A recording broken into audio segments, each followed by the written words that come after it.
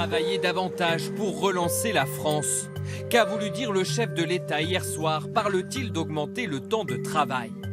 À Bercy, pas de tabou sur la question. Le temps en entreprise doit être modulable.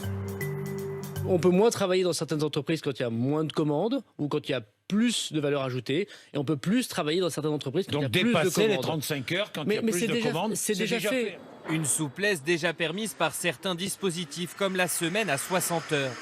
Mais pour le patronat, il faut aller plus loin et baisser ses charges sur les heures supplémentaires. Le problème, c'est le coût de la 36e heure. Eh bien, faisons en sorte que pour les employeurs, ce soit net de charges, comme d'ailleurs pour les salariés jusqu'à 5 000 €.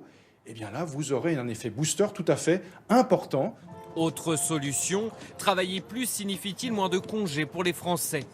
L'entreprise de ces ouvriers du bâtiment a décidé de rester ouverte tout l'été, contrairement aux années précédentes.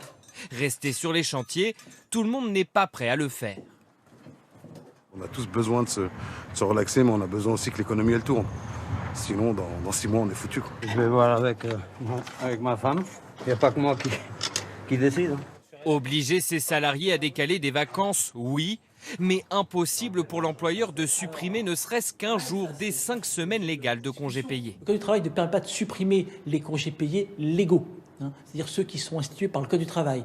Par contre, le Code du travail permet de reporter dans le temps la prise de ces congés. Mais au moment où le gouvernement redoute 800 000 suppressions de postes, est-ce que travailler davantage ne se limite pas en réalité à trouver un travail pour tous? Il faudra trouver un emploi pour les jeunes qui vont rentrer sur le marché du travail dans quelques mois. Il faudra faire attention à ce qu'on ne licencie pas massivement des personnes de plus de 50 ans par solution de facilité.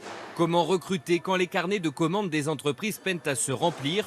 Une énigme que devra résoudre le gouvernement.